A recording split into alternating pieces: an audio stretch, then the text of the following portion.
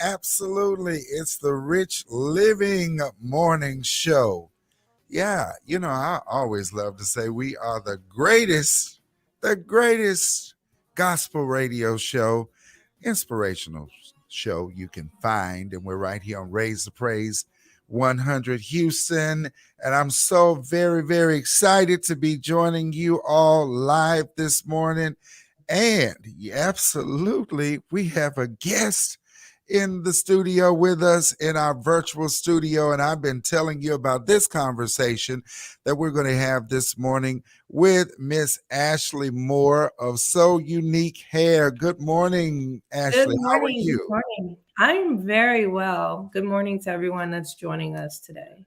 Good morning. We're so glad to have you here. And you are the founder of So Unique Hair, which is a luxury hair brand. Now, please tell us what a luxury, because you can look at my locks.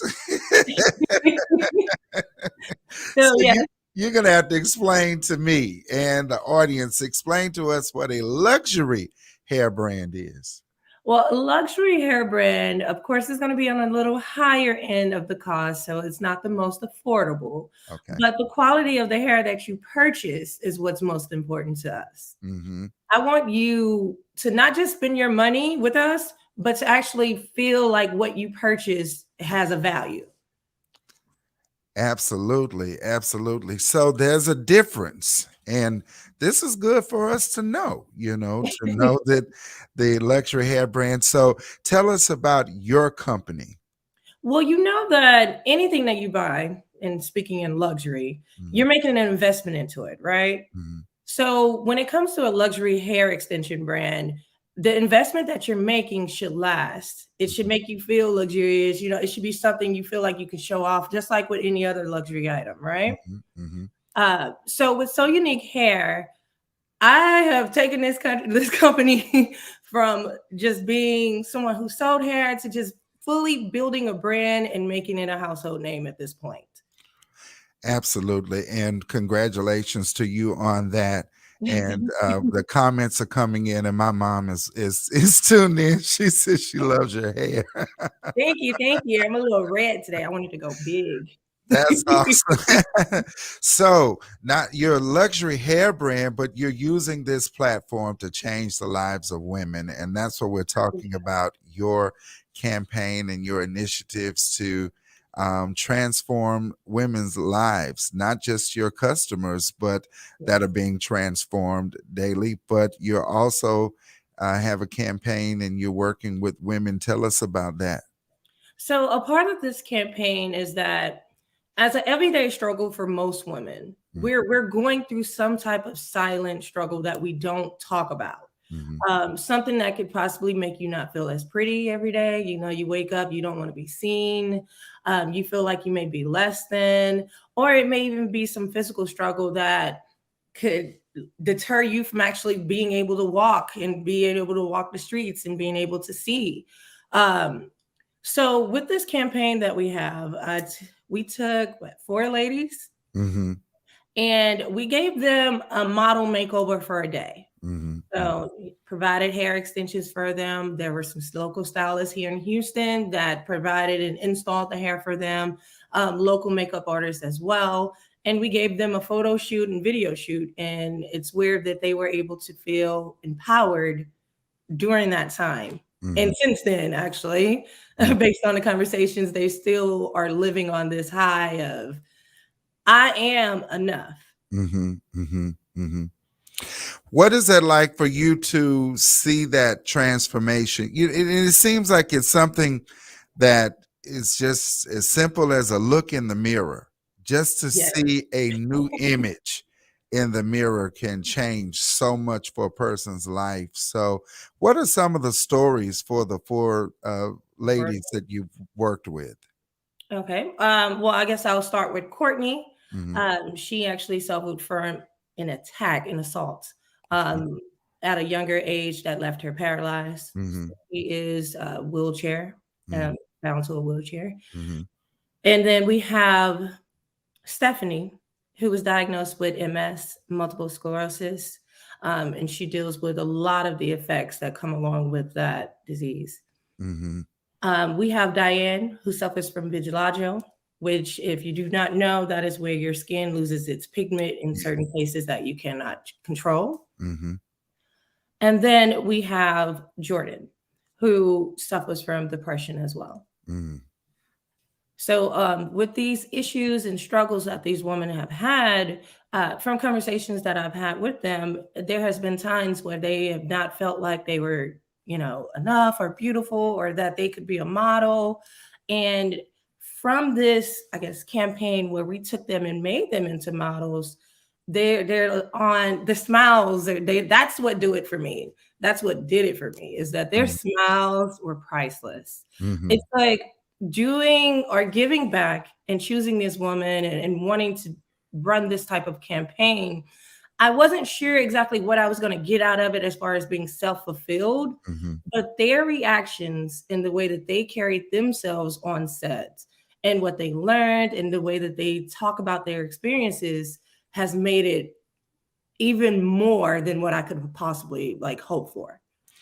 And what are you hearing from the ladies that have participated? I am hearing, well, first of all, some of them had never wore hair extensions before. Mm-hmm. So this was their first time wearing hair extensions, had never had their makeup done professionally, had never been behind the camera as far as like doing a photo shoot. Mm-hmm. So for me being there, we're on set, I'm showing them how to pose, and then they start to get into their little swang. And then you start to feel like, oh, you tell me I'm doing good. Like Mm-hmm. this the picture look good, so let me go ahead and put my own touch on it. And that's exactly what I wanted from them. Like, I wanted them to bring out their personalities that we all have, but sometimes you bury that feeling of being beautiful because of whatever you're going through at that moment. I want to ask you, Ashley, what inspired you to create such a campaign? Like, what brought you to this? There's always that moment where something snaps, or it said, I can't take this anymore. I've got to do something about it. What was that moment like for you? Well, with So Unique Hair, I wanted to bring out issues and things that are so unique about you, not just me. And I would say this summer, I started to experience a little pain. I was going to the doctor trying to figure out exactly what was wrong. Mm-hmm. After months of testing, they confirmed that I had endometriosis and fibroids. Mm-hmm. And I actually went through emergency surgery. Like, it's an emergency surgery when it happens less than a month. Yes. But within a month, I was on the table of Mm-hmm. having these things removed from my body. Mm-hmm. So during this point in time, I would definitely say that I didn't feel like a woman. I felt like something was being taken from me. Mm-hmm. Mm-hmm. And so to bring my own personal issues into finding other women that were dealing with medical struggles, mental struggles, or even physical, and being able to provide something that I feel is necessary. It's like, as a woman, once you have your hair done, like after you leave the salon, you got a whole new attitude. Mm-hmm. And that's what I wanted to provide. And I'm so glad you're doing that. You lead me to another question, and I was thinking, because this is a Christian based platform, and a lot of times, sometimes from the pulpit and others that don't understand the beauty industry, there's Yes. a lot of judgment against women. There are a lot of jokes about women that are wearing the Mhm. extensions or wigs or weaves or eyelashes and makeup. How important is this?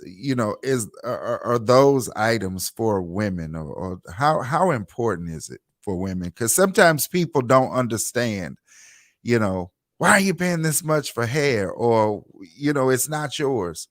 Talk to us about that. Yeah, because you do pay a lot. Yeah. I would say the hair industry on its own, because the makeup industry has their own budget, eyelash industry have their own. But I would say that the hair extension industry is probably like a $14 billion industry. Mm-hmm. And being an African American woman, yes, we are often made a butt end of jokes about our weaves and our hairs, but we're not the only ones who wear them. Trust me. I was going to ask you that, because there are white women wear weaves and extensions too. They Probably wear won't them, first. they wear them, they color them, they purchase them. They actually their extensions actually cost a lot more than ours, but we're getting made fun of because Mm-hmm. of the price that we do pay for our hair. Mm-hmm. Mm-hmm. For me, I would say the time and money that you spend into your hair is very it's like Mm-hmm. substantial, I'm sorry. Mm-hmm. um the average woman who may not even wear weave, let's just say you're going to the stylist to go get your hair done, you're spending at least, and this is probably on an average to lower end, I would say about 1400 a year just to go to the stylist and get a wash and style or curl. Now Wow. when you add hair extensions to that, you're spending at least, I would say about average 2,500. That Mm-hmm. almost doubles. Mm-hmm. Mm-hmm. And if you're purchasing hair extensions that do not last, then you're going to have to purchase, that number increases. Mm-hmm. Mm-hmm. So for me, one thing that I'm really pushing is that my hairline, I have a Cambodian hairline. Mm-hmm. It holds its curls, it holds its quality, it stands up against heat. Mm-hmm. You can color it, bleach it multiple times, and it still will hold its shine, luster, and style. Wow. So you said multiple times. Now Yeah. there are ladies that's watching or listening on the radio. They understand that. You and honestly, Ashley, the men's hair has moved to luxury too, Yes, because it they do is. have units for men now, and we're seeing them more. We're seeing, and I mean they're coming in like fades or whatever. And Mhm. I know the prices for my barber appointment is right after the show today. So it's like it's changed. Men, we make appointments now. There's a lot, there are enhancements, and Now, it's not as cheap as it used to be. no, that's another thing that a lot of men complain about is just the simple cost of a haircut, a Hmm. basic haircut. Hmm. Now, when you add into the luxury of a man going to the salon now, he's getting facials, they're exfoliating your face Right, there, and then you have some that have that line that they add to make it, look a little bit more fuller, right. or Hmm. even the little they got away from the name toupee, but Hmm. they call it a piece. Right, It is something that they would glue down and line up and blend into your own hairline. right. And yes, the cost of that service for a man is pretty up there. It is. And okay, I got to ask you this, since we're Okay. talking about this in the beauty industry. The I don't know if you say natural versus what do you say, non-natural, or No, because this is natural. It's mine. I paid for that, hey, it. now that's what I've always heard. If you have the receipt, you pay for it, it's yours. But Mhm. there's a lot of criticism and a lot of judgment out there against women that Well, choose if to I'm wear going to the be extension. completely honest, Hmm. underneath my hair, I Hmm. am natural. I have been natural for 9 years. So since 2012. Hmm. And what they mean by natural is no chemicals being processed on your natural hair that grows out of your scalp. I've Hmm. not had a perm. It's in 9 years. Hmm. But when it comes to styling my natural hair, the amount of time that it takes for me to get dressed in the morning or to go out anywhere, I just don't have that time every day to commit to rolling and twisting and styling my natural hair. Hmm. But with my hair extensions, I'm able to get up and go in a shorter amount of time. Hmm. That's good to for us to understand. People out there that are listening, they may not. And here's a comment here. There's a comment online that says, E. Frank says, I don't agree with that, but to each his Natural is own. natural. Natural is natural, and weaves are weaves. Well, I would definitely say that everyone has an opinion on that. Your natural hair is your natural hair, no matter how it's styled. Yes. Weaves are weaves, but you can wear your weaves naturally. You can actually wear weaves that look natural. So you could give the imitation that it is your hair. And I think that that's solely on the person who's wearing it, how you should feel about it. Absolutely. And that goes back to what you're doing with the initiative is Yeah. that you are helping women to feel better about themselves. Yeah. And so let's see. E. Frank is saying, I don't agree with that statement. Natural is natural and weave is weave. They're separate to me. Yep. So, you know, as you said, we all have our opinions about it. And that's why I asked that question, Ashley, because you get into this natural weave or extensions, and you're helping me because I want to make sure I use the right terminology because I don't need anybody writing me or inboxing me or DMing after the show saying that I offended women. Right. To me, I think it's just like actually Janice, Janice whatever McSun. it is, just wear it well. And that's more so of what I'm trying to go with my hair company is whether you want to be natural and wear your natural hair or whether you want to wear a weave that looks natural or not. Mm-hmm. Just depending on you and how you want to feel empowered, how you want to feel about your hair, how do you want to style it, and when you do wear it, how you feel about yourself in that moment Mm-hmm. is all Mm-hmm. that matters. No one else. Absolutely. There's a congratulations to you there from Felicia. Felicia says, Thank you. congratulations, Ash. Thank you, Felicia. So, now who are your partners? Who's working with you in doing this as you're working with so many women? You know, who's partnering with you? Well, I do work with Lemon Limelight Media, Hmm. but as far as the ownership of So Unique Hair, it is a sole ownership. I am a sole prop. That's amazing. Tell us about that as being a young African American woman, and you've started this luxury hair brand. Obviously, you've gone into a very large industry, and I would be amazed, you know, when you're looking at the hair industry, is it female dominated when it comes to ownership or male dominated? I would actually say it's male dominated as far as ownership, woman Okay. dominated as far as presentation and the look. So Okay. The men hire women to be the forefront of the business. So what is it like being a woman coming into this industry and making your mark? I mean, you know, what's the challenge? What have I been would the challenge? definitely say I am a small fish in a big pond. Okay. I have not been in this industry long. I've been in 2.5 years. Hmm. But I have definitely say that the growth that I've had in these 2.5 years has been very important to me. Hmm. Now, a lot of people question why would you want to join a industry that's so saturated? Hmm. It's like everyone's selling hair, but everyone's not selling hair the way that I do. Hmm. That's number one. Everyone is not either everyone doesn't have the same quality of hair that I have either. That's Hmm. a huge part of why I actually joined the industry. I was tired of investing my money into products that I wasn't happy with very shortly after purchasing them. When Hmm. you start to have buyer's remorse, Hmm. Hmm. and that's also another key factor in this business and what I'm trying to build with So Unique Hair. I don't want you to purchase from me and be unhappy with your purchase and be stuck with feel like you're stuck with it. Right. I'm selling something I know you're gonna like, and based on the reviews that I do have, you can Google So Unique Hair and look at the reviews. Um, Everyone's responses hold true to me. This is as a woman, I have to wear it myself, and if it's something that I wouldn't personally wear, I wouldn't sell it to you. Hmm. Hmm. And though in those 2 years, what have been your major accomplishments? Ooh.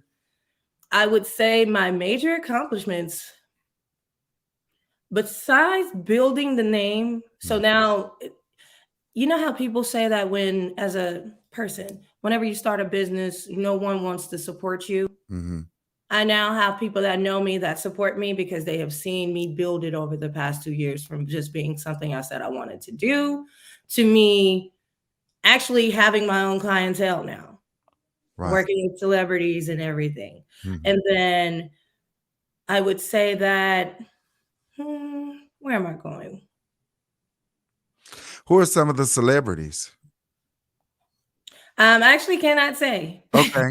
Okay. I cannot say. Okay. Are they people that we would recognize or Some D-list, some B-list. I wish I could go up to Beyonce. If anybody knows her, let me know the plug. love her some hair. But under Well, a good contract. friend always told me that, the C list and B list get you to the A list. So, Exactly. It's like I said, I'm only 2 years into the business. absolutely. I'm happy with the current growth that I've had with my family and friends supporting me, and even people most of the support comes from people that I don't know. But now that people are seeing that this is something that I'm serious about, it works for me. Hmm. I as me personally, before I started in this business, I worked in corporate America for what 9 years as a business consultant. Hmm. So I literally traveled North America, um, consulting and advising all these major corporate $1 million corporations on how to save money, Hmm. how to build and keep their customers happy. So customer relationship management. And I now took a lot of those skills that I was teaching them and consulting those businesses on into building my own. Hmm. That's awesome. And the fact that you have the background, and what I'm loving about it is you were able to take your skill set after you had made a lot of other people money, and now Yeah. you can do it for yourself. So there's a question, and comes from Janice Mixon. How did she get started, and what's the drive behind it? I would say I got started by, I guess, first being fed up with what I was purchasing. Okay. So I actually traveled to East Asia, Hmm. and was out there talking to people and trying a few things. I brought a few things back to America, tested them out for a while, and decided to go ahead and build a business. I Hmm. would say my drive behind starting and continuing to do so, because as a small business, you have these thoughts like, am I going to make it big time? But I think that mentally you have to think of yourself as not what someone else's big time is needs to be your big time, but your growth as you're moving up should be your main focus, not point A to point B, because my point A to point B might not be what your point A to point B is. So my drive behind continuing to market and build this brand has always been to provide quality, to provide good customer service, to just give you a different experience. I think that's what it's all about: quality, the customer service, and the experience. And that's what people are looking for. I was talking about this at my church on Sunday. It means so much for a person, when you're dealing with entrepreneurs, for Mhm. the customer just to have someone that will answer the phone after they paid, Yeah, because after you paid. you can get all of the attention when we're waiting to get the money or the credit card to be put on file, but then as soon as the product is paid for, it's like they've been ghosted, they're gone. And it means so much for the customer just to have someone that will actually answer the phone or respond to an email or a question concerning a product, and providing that excellent service. I would actually do you one better on that note. Okay. Um, I don't do this for everyone. I don't call everyone that makes a Mhm. purchase, but I do pick out a few people every week. I call them, ask them, how is your purchase going? Do you love it? Do you hate it? Can you give me an honest opinion on it? And so far, just by doing that one little customer service, I guess, of building a relationship with my customers, they're like, no, I don't have any problem with it, or I haven't installed it yet, or maybe I called too soon. But I'll try to give it a little time to where they have worn the hair, they've given it a go, and have maybe even tried it out for like a week or two before Mhm. I call them and get that type of response. And those of you that are listening, that are business people and entrepreneurs, you have products out there and services. That's key. Just call people and check on them and make sure if they have those questions and that they're enjoying the product. Here's a comment from Elder Sherry Hanchett that says, after suffering with thyroid cancer, it's a blessing. I can't wear my natural hair. It's thin. I've tried all kinds of products stimulating the roots and grows very little. So, Elder Sherry Hanshaw, thank you for joining in. And here's another company for you to try. As we're coming into the final moments of this discussion, what's been your biggest lesson in 2 years? And there are a lot of entrepreneurs that's out there that's watching and listening. So, what's been the biggest lesson or the for you in 2 years of business? I would say the biggest lesson for me has been not comparing myself to others. Ooh, comparison kills. It does, because then you don't feel like you're enough. Mm-hmm. But in reality, I'm doing what I can on my time frame, and that's the way I have to see it. I can root for you and your success Mm-hmm. and still be building my own. Mm-hmm. And that has been a huge factor in it because, like I said, this industry is huge. You have a lot of people who are either stylists. Mm-hmm. I'm not even a stylist, so I'm selling hair and I can't style it for you, but I can recommend somebody that can. So you don't have to be a stylist to go into the industry. I'm glad you brought No, that out you're too. not. Okay. You can't. Don't get me wrong. That's an excellent benefit if you can. So it's even harder for me because I can't style the hair for you. I Mm-hmm. have to work with a team, Mm-hmm. and I do have a team of stylists that I work with that will either make our wigs or I send them to install the hair for my customers. Wow, that's good. That's good to know. Somebody may be inspired. Now, do you help other entrepreneurs? Are you offering consulting to what's next for you? You have the campaign with women that you've been working with and the makeovers. What's some of the new projects that you may be rolling out very soon? Well, I would say I do actively consult business credit because Okay. a lot of this is self-funded, Yes. but I do know and can help others with business credit. Mm-hmm. As far as consulting in the hair industry, I have not ventured into that lane because I'm still learning a lot myself. Sure. But for what I know works with business credit, I am more than willing to give advice on that information. Now, what's next with So Unique Hair is that this campaign has received so much attention and so many great reviews. And honestly, for me, it's like I told you, it made me feel so self-sufficient, like I really felt like this made a good impact for these women as Mm. well as others that have heard and seen the video from Yes. their shoot. So we're going to take it on the road. I said I wanted to do the same thing in other cities, Dallas, Atlanta, New York, Chicago, and give other women the opportunity to have the same experience.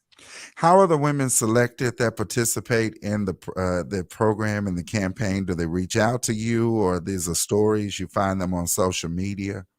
Well, I would say for the next campaigns, I am currently working with my team on how to exactly select them. But the most up to date information that you will receive on it would be by signing up for my newsletter on souniquehair.com. So if you enter in your email, you'll get an update when we're ready and moving forward with the next cities. So there you have it, ladies and gentlemen. Now, I'm always asked this question too. And let me ask you this one, because somebody's going to send me a message and say, can I volunteer? Can I help? Is there something I can do to help Ashley with this campaign? So are I would you love. open to volunteers, partnerships? And there are a lot of people that are tuning in now that's doing great work with women and ministry, like Janice Mixon is prophetess, has an awesome ministry, does a lot with women, and Sherry Hanshaw, they do a lot with women in ministry. So Mhm. are you open to those opportunities, or if someone wants to host a campaign in their city, are you open Yes. to that? Honestly, yes. I love to network. Mm-hmm. And we can make it grow even faster, even bigger, and be even better than me just trying to do everything on my own. So if you do want to volunteer any of your services, or even to just help on set of the next campaigns that we do, I would say to reach out to me via souniquehair.com. There is a contact form where it comes directly as an email to me, and you can offer your services that way. Absolutely, guys. I want to encourage you to go to souniquehair.com and you can sign up for the newsletter there, and you can connect with Ashley and with the company. Comment says your hair is gorgeous. Do you have lace wigs, and how can we purchase? So, because I do want to uphold the quality of the hair, I do not sell machine made wigs, basically, wigs that are already made. Um, in order to get a wig made through So Unique Hair, it would have to be custom. So, you would purchase the hair and then we would make the wigs for you.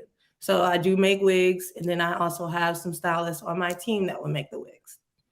Okay. And if you're just tuning in, I've been having a conversation with Miss Ashley Moore, the owner of So Unique Hair. We've been talking about her building a luxury hair brand. And in the beginning of the conversation, we understood the difference between luxury hair and, I don't know, non-luxury hair.